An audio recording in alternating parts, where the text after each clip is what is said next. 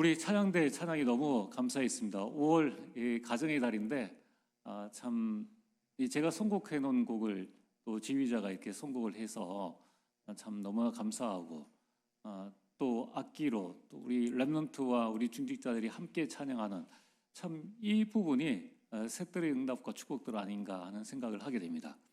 여러분, 응답은 멀리 있는 것이 아니라 바로 우리 가까이에 있고 지금 우리한테 이미 와 있습니다. 여러분이 그 응답을 누리게 되기를 주의 이름으로 축복합니다. 자, 우리 옆 사람과 함께 인사를 나누겠습니다. 하나님이 원하시는 헌금을 드립시다. 네, 오후 예배 시간에 말씀의 제목은 하나님이 받으시는 헌금입니다. 하나님이 받으시는 헌금은 도대체 무엇인가? 자, 오전에 우리는 지금도 계속되는 사탄의 역사라는 말씀을 붙잡았습니다. 여러분, 사탄은 살아 있습니다. 영적인 존재입니다. 눈에 안 보일 뿐입니다. 이 사탄이 우리 가장 약한 부분을 파고듭니다. 그래서 여러분들이 자기 합리화를 시키지 말아야 합니다. 자기 합리화는 잘못된 각인 뿌리 체질에 나를 방치하는 것입니다. 나 원래 그런 사람이야. 원래 그런 사람은 창세기 1장에 하나님의 형상을 회복하고 만물을 다스릴 수 있는 권세를 받은 사람이 축복을 누리는 사람이 원래 사람입니다. 타고난 성격과 타고난 부분은 아닌 거예요. 자, 그래서 오늘 여러분들이 우리가 나를 자꾸 합리화시키면은 자신도 모르게 사탄의 함정과 틀과 올무에 빠져듭니다. 그래서 오직 복음으로 나의 각인 뿌리 체질을 바꿔야 합니다. 그럼 사탄이 어느 존재냐면은 하나님이 우리를 구원하시기 위해서 육신을 입고 이 땅에 오셨습니다. 그 육신이라는 그 부분을 그대로 이용해 가지고 창세기 3장, 6장, 11장을 마태복음 4장에 육신을 입고 오신 예수님을 시험할 정도예요. 감히. 그렇다면은 여러분, 베드로를 무너뜨리는 것쯤이야 식은 죽 먹기입니다. 초대교회를 율법과 정통으로 완전히 묶어두고 무너뜨렸습니다. 옛틀로 교회를 완전히 꽁꽁 묶어버렸습니다. 그래서 하나님께서는 이 세계복음화의 전도운동을 안디옥 교회로 옮기셨습니다. 그래서 우리는 오직 복음에 삶 집중하시면 여러분 속에 모든 것을 살릴 수 있는 플랫폼, 하수망대, 안테나가 딱 세워집니다. 그때부터는 우리 하는 모든 것이 응답으로 돌아옵니다. 자, 오늘 말씀의 서론입니다. 여러분, 우리는 매주일마다 헌금을 합니다. 헌금을 하면서 우리는 어떤 헌금관을 가지고 있느냐 하는 부분이 참 중요한 부분입니다. 여러분, 어떤 사람은 실컷 일하고 욕먹는 사람이 있습니다. 이유는 일을 제대로 안 했기 때문에 또 목적에 안 맞게 했기 때문입니다. 이와 마찬가지로 헌금하고도 망한 사람이 있습니다. 그럼 대표적으로 한 사람만 든다면 가인입니다. 가인은 1년 동안 정성스럽게 이 지은 곡식을 예물, 헌금으로 드리고 인생을 실패했습니다. 왜냐하면 하나님이 원하시는 제물이 아니기 때문입니다. 우리는 교회에서 가끔 그런 질문을 듣죠. 헌금을 얼마 하십니까? 우리끼리도 헌금 얼마 합니까? 또 뭐 얼마를 해라 라는 이제 그런 말을 듣기도 합니다. 여러분, 헌금을 얼마 하십니까? 이 질문은 틀린 질문입니다. 틀린 질문을 하면은 답도 틀리게 오게 됩니다. 어떤 큰 교회에 헌금을 많이 하는 장로님이 있었습니다. 그 장로님들과 이렇게 회의를 하다가 어떤 안건이 나왔습니다. 그 안건이 나오니까 뭐 갑론을박, 뭐 티격태격 여러 가지 말이 많이 오갔습니다. 그때에 헌금을 많이 하는 장로님이 그런 이야기를 했습니다. 막 말을 하는 사람을 보고 헌금한 만큼만 말하세요. 본인이 헌금한 만큼만 말을 하라는 거예요. 여러분, 돈이면 단 줄 알고 교회도 헌금 많이 하면 큰 소리 내는 곳인 줄로 착각하고 있다는 겁니다. 우리 신앙의 기준은 헌금의 액수가 아닙니다. 여러분, 우리는 구원이라는 어마어마한 축복을 받았는데 거기에서 헌금이라는 것 때문에 사실은 진정한 헌금이 아니라 돈이죠. 돈 때문에 많은 성도님들이 하나님의 축복을 놓쳐버리고 때로는 시험 들어서 헌금 때문에 시험 든 게 아니에요. 돈 때문에 시험 들어가지고 신앙생활을 포기하거나 교회를 옮기는 성도, 중직자들도 많이 있습니다. 헌금의 본질을 잃어버리고 드린 헌금은 사실 돈을 드린 겁니다. 그건 누구한테 드린 거냐? 사람에게 드린 거예요. 그래서 어떤 분들은 헌금하고 나중에 시험 들어서 교회를 나갈 때 내가 낸 헌금 다 돌려달라고 그렇게 말하는 사람도 있습니다. 하나님을 알지 못하고 언제나 헌금이 무엇인지를 알지 못하니까 낸 만큼만, 헌금한 만큼만 말을 하고 또 내가 교회를 위해서 이만큼 헌금했으니까 나한테 이만큼 해줘야 된다라는 그러한 세상의 이론을 가지고 있습니다. 저는 여러분들에게 이렇게 질문을 하고 싶습니다. 여러분들은 어떤 의미를 담아서 헌금을 하십니까? 또 여러분들은 어떤 마음으로 헌금을 하십니까? 헌금은 액수가 아니라 그 헌금의 의미를 알고 있느냐?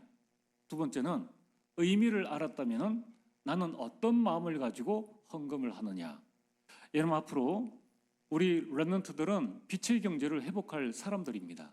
그럼 지금부터 올바른 헌금관을 가지고 계셔야 돼요. 또 이 자리에 계신 우리 모든 성도님들은 237을 살리고 가정 가문을 복음의 명문 가문으로 만들 우리 성도님들입니다. 그렇다면 가장 여러분들이 올바른 헌금관을 정확하게 가지고 계셔야 됩니다. 그래서 오늘 우리 렘넌트 예배 이 시간에 올바른 헌금관을 회복하는 귀한 시간이 되어지길 바랍니다. 자, 본론 첫 번째입니다. 헌금이 뭐냐라고 했을 때에 여러분들이 명확한 정의가 있어야 됩니다. 헌금은 빛의 경제의 통로입니다. 말라기서 3장 10절에 이렇게 말씀하고 있습니다. 만군의 여호와가 이르노라 너희 온전한 11조를 창고에 들여 나의 집에 양식이 있게 하고 그것으로 나를 시험하여 내가 하늘 문을 열고 너에게 복을 쌓을 곳이 없도록 붙지 아니하나 보라. 첫 번째로 나를 시험해 보라. 여러분, 성경 전체에서 하나님께서 자신을 두고 나를 시험해 보라고 허락하신 것은 헌금밖에 없습니다. 그 말이 뭡니까? 헌금은 빛의 경제의 통로요, 하나님의 축복을 받는 통로라는 것을 하나님께서 직접 말씀하시는 겁니다. 두 번째는 헌금은 하늘 문을 열고 하나님께서 복을 내리시는 약속입니다.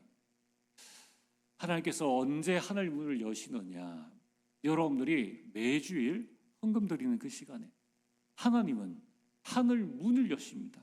그러면서 복을 쌓을 곳이 없도록 붙겠다고 약속하셨습니다. 하나님은 헌금하는 이 시간에 빛의 경제를 우리에게 주십니다. 그러면 성경을 보십시오. 아브라함은 75세에 하나님의 부름받아서 떠났습니다. 가병 318명입니다. 75세 그 노인에게 가병 318명은 아브라함의 노력이 아닙니다. 하나님께서 쏟아부으시는 빛의 경제입니다. 이삭은 흉년된 그 땅에서 말씀 붙잡고 순종했는데 목축업을 하던 이삭이 농사를 지어서 그 해에 100배의 축복을 받았습니다.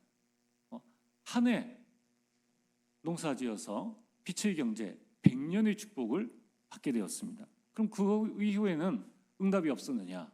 계속적인 하나님의 응답을 받은 겁니다. 야곱은 형과의 다툼에서 야반 도주를 했죠. 아무것도 가지고 간 것 없습니다. 그가 돌아올 때는 거부가 되어져서 돌아왔습니다. 요셉은 형들의 미움을 받아 노예로 팔려갔습니다. 뭐 하나 가지고 간 것 없어요. 하나님은 그에게 빛의 경제 애굽의 모든 땅과 모든 경제를 요셉에게 주셨습니다. 자, 그렇다면은 오늘 저와 여러분들이 기억해야 될 두 번째가 뭡니까? 하나님이 원하시는 헌금이 있다는 거예요. 여러분, 우리는 하나님 앞에 헌금을 드리는데 하나님이 원하시는 헌금이 무엇인가를 알아야 됩니다. 레위기 5장 1절에 13절에 하나님께서 우리에게 말씀하셨습니다. 레위기서에는 이스라엘 백성들이 예배를 드릴 때에, 제사를 드릴 때에 사람의 형편에 따라 예물을 드릴 수 있도록 하나님께서 말씀하셨어요. 죄를 범하였을 때에 죄를 속하는 제사를 드려야 됩니다. 그러면 이 죄가 하나님과 나와의 축복을 가로막는 거예요. 그래서 반드시 죄를 범했을 때에는 속죄하는 제사를 드려야 합니다. 자, 이때입니다. 속죄제를 드릴 때에 하나님은 형편에 따라서 그 예물을 드리라고 말씀하셨습니다.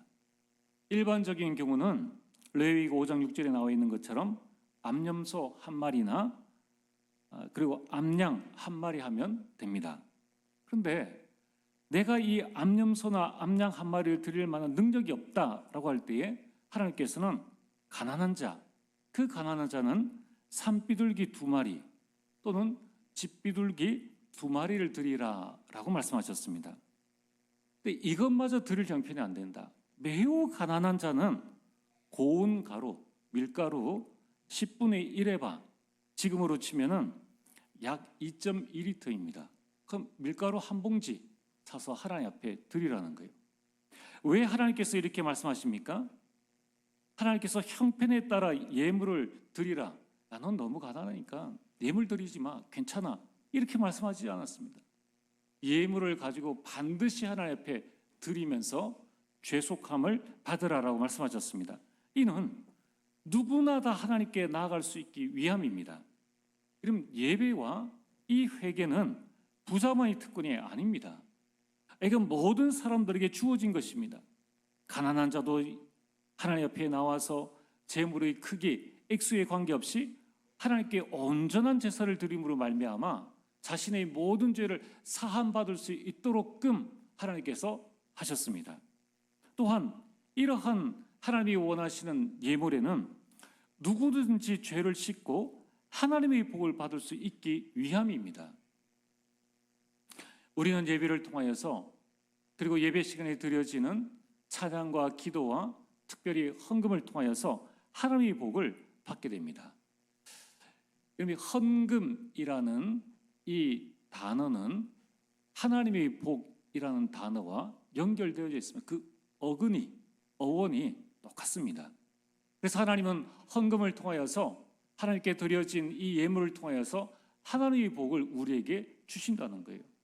일례로 여러분들이 어버이날 아이가 자신의 용돈을 모아가지고 분명히 준 돈은 정해져 있는데 자신이 어버이날 감사해서 부모님께 선물을 했을 때에 그때 부모의 마음이 어떠합니까?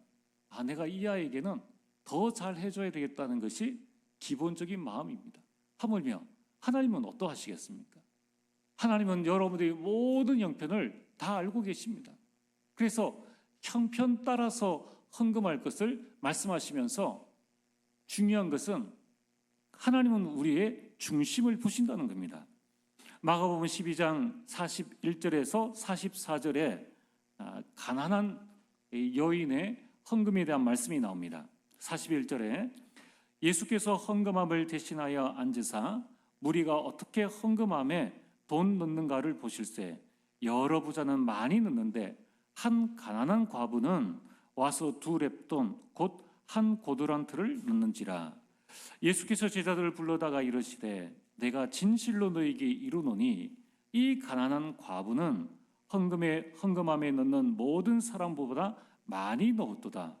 그들은 다 풍족한 중에서 넣었거니와 이 과부는 가난한 중에서도 자기의 모든 소유 곧 생활비 전부를 넣었느니라 하시니라. 이 말씀은 하나님께서 원하시는 것은 얼마냐가 아니라 우리 마음의 중심을 보신다는 겁니다. 그렇다고 해서 생활비 전부를 다 넣으라는 말이 뜻이 아닙니다. 하나님은 우리 중심을 보신다는 거예요. 하나님이 원하시는 헌금은 바로 우리 중심입니다. 자, 그래서 오늘 본론 세 번째로, 오늘 우리가 읽은 성경 본문은 이 전체가 하나로 되어진 이 말씀입니다. 그러니까 4장과 5장이 구분되어진 게 아니라 원래 성경은 연결되어져 있는 것입니다. 오늘 이 4장과 5절에 나와 있는 바나바와 아나니아 삽비라 사건에서 주시는 이 헌금의 영적인 교훈은 무엇입니까? 여러분, 우리가 기억해야 될 부분은 4장 36절과 37절은 바나바의 헌금한 말씀입니다. 그래서 5장 1절에 아나니아라는 사람이라고 나와 있는데, 여기에 보면은 이 아나니아라 하는 사람 앞에 중요한 한 단어가 우리 한글 번역에는 빠졌습니다. 원문에 있는데 그 단어가 뭐냐면 그러나라는 단어입니다. 지금 성경은 무엇을 말씀하십니까? 이 그러나라는 단어를 넣음으로 말미암아 바나바의 헌신과 아나니아 삽비라 사건을 대조하여서 연결시켜서 우리에게 보여주고 있습니다. 이것은 교회 안에서 참된 헌신이 무엇인가를 하나님께서는 말씀을 통하여서 우리에게 알려주기 위함입니다. 자, 오늘 여러분들이 말씀을 한번 잘 묵상해 보시길 바랍니다. 이 아나니아 삽비라 사건은 언제 일어난 일이겠습니까? 이 아나니아 삽비라 사건은 초대교회 설립 이후 1년 안에 일어난 일입니다. 이게 중요합니다. 그러면 아나니아 삽비라는 어떤 사람입니까? 자, 초대교회는 누가 세웠습니까? 초대교회는 마가다락방에 있었던 120명이 교회를 시작했습니다. 그러면은 아나니아 삽비라는 마가다락방의 120명 중에 한 사람일 수 있습니다. 만약 그게 아니라면은 이후에 베드로의 설교를 듣고 사도행전 2장 41절에 3천 제자가 일어났습니다. 그 3천 제자 중에 한 사람이라고 할 수 있습니다. 또 만약에 그것도 아니라면은 안전뱅이를 일으키고 난 다음에 그 사건을 보고 베드로의 설교를 들은 사람 중에 사도행전 4장 4절에 남자의 수가 약 5,000명, 그 가운데에 남자 한 명 중에 아나니아, 여자 한 명 중에 삽비라가 들어있을 수도 있습니다. 또는 그 이후에 짧은 시간 안에 예수님을 믿는 사람 중 한 사람일 수도 있다는 거예요. 자, 정리를 하면은 120명 중에 한 사람, 3천 제자 중에 한 사람, 남자 5,000명 중에 한 사람, 그 이후에 예수님 믿은 사람 중에 한 사람인데, 자, 지금은 우리가 예수님 믿으세요 하면은 자신의 어떤 가정 가문의 문제를 통해서 예수를 믿고 교회에 오는 것이 너무나 쉽습니다. 그런데 여러분, 이 당시는 지금 어떤 시대입니까? 예수님 믿는 베드로와 요한을 옥에 가뒀습니다. 그리고 예수님을 십자가에 못 박아 죽였습니다. 그리고 유대가 종교적으로 핍박을 하고 로마가 핍박하고 있는 그런 시대입니다. 우리 찬양대석에 좀 에어컨을 켜주시면 좋겠습니다. 그래서 지금 이 아나니아와 삽비라는 예수님께서 3년 6개월 동안 행하신 수많은 기적을 봤어요. 3년 6개월 동안 예수님이 공생의 사역을 했단 말입니다. 그러면 죽은 나사로가 일어난 것을 봤고 분명히 예루살렘 사람입니다. 예수님께서 바다 위를 걸으신 것을 봤고 수많은 문둥병자, 그라사인의 귀신 들린 자, 이런 인간의 노력으로 해결할 수 없는 의학과 과학과 모든 것을 해결할 수 있는 수많은 기적을 보았을 뿐만 아니라 또 예수님의 십자가의 죽으심과 그분이 실제로 살아나심과 그분이 많은 500여 제자들에게 실제로 보이시고 그들이 거품 물면서 예수님이 살아나셨다는 것을 말한 것을 본 사람들입니다. 예루살렘에 그렇게 많은 인구가 있지 않아요. 그 정도 일이라면은 내 옆에 있는 친척 중에 친척이 바로 가까이서 그 사실을 보고 알려줄 수 있는 그런 사건입니다. 게다가 예수님 승천 이후에 미문에 앉은 40년 된 안전뱅이 다 아는 사람입니다. 그 사람이 일어나 걷는 것을 직접 본 사람 중에 한 사람입니다. 여러분, 이 말은 무엇입니까? 아나니아와 삽비라가 어느 순간에 얼렁뚱땅 교회에 들어와 가지고 나 예수님 믿는다 이렇게 말한 사람이 아니라는 것입니다. 왜냐하면 그 당시에 예수님 믿는다는 것은 어느 정도 마음의 결단을 하고 많은 기적을 보고 그래도 내가 예수를 믿겠다라고 해서 온 사람들이라는 것입니다. 그러나 오늘 우리는 이 성경을 읽으면서 참 부끄럽고 수치스럽다라고 싶을 정도의 일이 일어난 것입니다.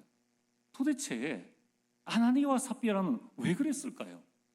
사도행전 2장 1절에 4절에 바람 같은 불 같은 성령의 역사가 강하게 초대회 가운데 역사하고 있는데도 감히 성령을 속이는 이런 일들이 일어났다는 것입니다.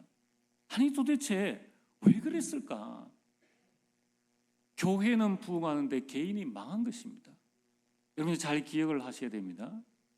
여러분, 우리가 신앙생활을 어떻게 해야 될 것인가 한번 잘 생각을 해보셔야 됩니다. 그 가운데에 이 아나니아 삽비라가 무엇에 걸려서 인생 실패를 했는가? 그것은 바로 헌금입니다. 자, 첫 번째로 이 아나니아 삽비라는 그냥 굴러 들어온 사람이 아니라는 거예요. 쉽게 말해서 그냥 한번 교회에 왔다가 헌금하는 그런 사람이 아니다라는 것입니다. 자, 두 번째, 헌금하다가 망했는데 도대체 왜 헌금하다가 망했느냐? 바나바와 비교하다가 망했습니다. 자, 그러면은 바나바와 아나니아 부부가 둘 중에 누가 더 많은 헌금을 드렸을까? 아나니아 삽비라 부부는 몇 억을 드렸을까요? 얼마를 드릴 준비를 하다가 내가 이만큼을 드려야 되겠는데 여기서 아까워 좀 숨겼다가 이만큼을 드렸을까요? 몇 억을 드렸을까요? 여기에 대해서 성경은 말씀하고 있습니다. 자, 37절에 바나바는 그가 밭이 있음에 팔아 그 값을 가지고 사도들이 발 앞에 두니라라고 말씀하고 있습니다. 바나바는 성경대로 논을 판 게 아니에요. 밭을 팔아서 드렸습니다. 똑같이 5장 1절에 보면은 아나니아라는 사람이 그의 아내 삽비라와 더불어 소유를 팔았는데 무슨 소유를 팔았느냐? 3절에 보면은 그도 밭을 팔았습니다. 여러분, 이 밭은 여러분이 지금 떠오르는 그 밭과 똑같은 거예요. 이 밭이라는 것은 뭐냐면은 시골에 버려져 있는 그 땅을 일구어서 만든 밭입니다. 작은 모퉁이에 작은 경작지를 의미하는 것이 밭입니다. 자, 그러면은 그냥 평범한 밭인데 그 값이 얼마 되지 않는다는 거예요. 바나바도 밭을 팔았고 아나니아 부부도 밭을 팔았습니다. 몇 평을 팔았는지는 모릅니다.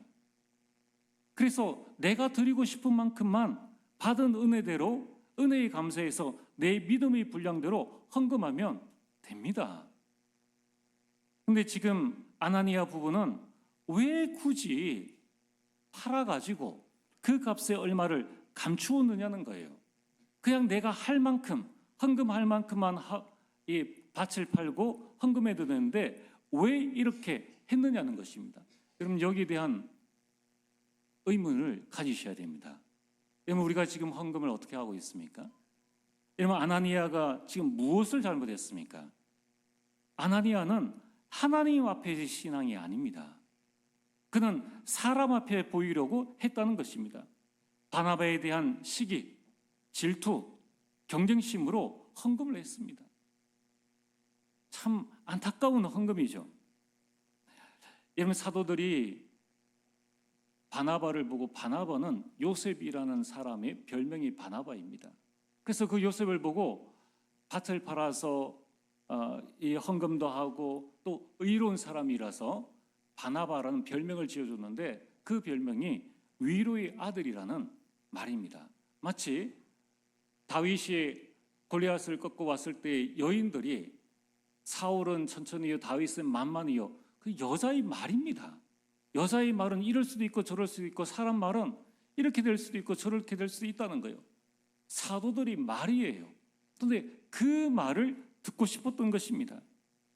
여기에 아나니아와 삽비라 두 부부가 똑같이 시샘을 했다는 겁니다. 이 우리나라 속담에 사돈이 땅을 싸면 배가 아프다라는 말이 있습니다. 그래서 세상 방식대로 신앙생활을 그렇게 하고 있다는 겁니다. 여러분, 우리는 하나님의 자녀입니다. 우리는 하나님 나라의 일을 위한 우리는 동력자예요. 여러분, 우리는 교회를 섬기는 일꾼입니다. 여러분, 우리는 사람의 제자가 아닙니다. 그리스도의 제자입니다. 그래서 우리는 서로의 짐을 나누고 나보다 남을 낮게 여기고 서로를 인정하고 배려하고 격려하고 세워주어야 합니다. 어느 불신자가 여기 와서 우리를 위해서 위로해주고 기도해줍니까? 안 그래도 이 대한민국에 예수님 믿는 사람이 적고 이 대구에는 더 믿는 사람이 적은데 우리가 서로를 위해서 경쟁할 이유가 뭐가 있느냐는 것입니다.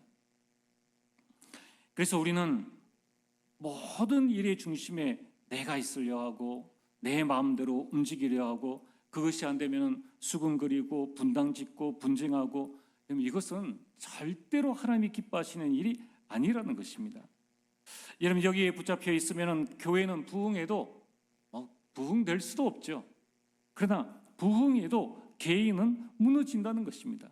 아나니와 삽비라 부부에 관한 말씀을 이 바나바와 같이 연결해서 하고 있는 말씀은 이 아나니와 삽비라의 잘못된 헌금관, 신앙관이 결국 저주로 온다는 것을 말씀하고 있다는 겁니다. 여러분, 항상 그렇습니다. 이제 막 교회를 시작하는 이 입장에 하나님께서는 이 마가다락방 교회 성도들에게 헌금이 무엇이며 올바른 이 신앙이 무엇인가를 분명히 보여줄 이유가 있었습니다. 그것을 오늘 하나님은 우리에게 말씀하고 있다는 것입니다. 여러분, 그래서 우리는 오직 복음으로 인생 개혁해야 됩니다. 사탄의 함정에서 빠져나와야 합니다. 오직 복음으로 교회를 개혁해야 됩니다. 오래된 각인과 뿌리 체질을 바꾸어야 합니다. 그래서 사탄의 틀에서 빠져나와야 합니다. 오직 복음으로 사탄의 문화를 이제는 개혁해야 합니다. 그래야지만 237과 5천 종족이 운명에 묶여있는 이 지옥으로 가고 있는 이들을 건져낼 수가 있는 것입니다. 우리가 숫자가 많든 적든 관계없이 우리가 정말로 한마음 한뜻이 되어서 힘을 모으고 지혜를 모으고 그 가운데서 기도하고 전도하고 선교한다면 하나님의 놀라운 역사가 우리 가운데 일어난다는 것입니다. 반대로 우리끼리 아웅다웅하고 우리끼리 사사로운 감정에 사로잡혀 있다면 하나님의 모든 축복들이 결국은 걷어간다는 것입니다. 여러분, 우리가 한번 생각해 보십시오. 주님의 몸된 교회를 위해서 나를 구원하신 그리스도 이 복음을 위해서 왜 나를 내려놓지 못하느냐? 오늘 여러분들이 한번 진심으로 우리 자신들을 위해서 자신에게 물어봐야 됩니다. 여러분, 우리가 드리는 기도가 무엇입니까? 또 우리가 지금 7망대, 7여정, 7이정표, 또 복음이라고 하는데 그 모든 것의 핵심은 뭐냐면 갈라디아서 2장 20절입니다. 내가 사라지는 것입니다. 내가 없어지는 것입니다. 대신 내 안에 그리스도만 사시는 것입니다. 여러분, 하나님이 원하시는 또 하나님이 받으시는 올바른 헌금은 우리 중심과 우리 마음을 모아서 하나님 앞에 드리는 것입니다. 오늘 말씀의 결론입니다. 오늘은 렘넌트 주일입니다. 여러분들이 한 달에 한 번은 우리 렘넌트를 진심으로 기억하고 기도하고 렘넌트를 위한 어떤 헌신을 해야 될 것인가? 우리 마음을 모아야 합니다. 자, 우리 렘넌트는 지금부터 빛의 경제 응답을 받을 수 있는 그릇을 준비해야 됩니다. 가장 첫 번째, 경제의 주인은 하나님이십니다. 이 부분을 마음속에 반드시 담으셔야 됩니다. 주신 자도 여호와시요 취하신 자도 여호와이십니다. 그래서 여러분들이 경제, 이 돈을 함부로 보지 말아야 됩니다. 하나님이 주신 대로 자족하면서 살 수 있는 비결을 배워야 합니다. 왜 돈을 함부로 보지 말아야 하는가? 왜 돈을 가볍게 여기지 말아야 하는가? 돈은 신자와 불신자가 함께 쓰는 것입니다. 여러분, 이 세상을 살아갈 때 생활의 중요한 수단이 되어집니다. 또한 이 경제, 이 돈은 전도와 선교와 교회를 세우는 중요한 수단이 되어집니다. 사실 돈 없이는 아무것도 할 수가 없습니다. 그래서 세상은 돈이 된다면 뭐든지 다 합니다. 청부 살인도 합니다. 마약도 합니다. 사람 잡아서 장기 판매도 합니다. 그래서 작은 돈이라도 우습게 보지 말고 쉽게 쓰지 말아야 합니다. 자칫 잘못하면 돈의 노예가 될 수 있습니다.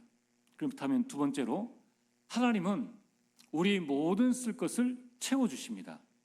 그러면은 내 경제의 목적이 무엇인가? 여기에 대한 정확한 경제 언약, 경제 비전을 붙잡아야 합니다.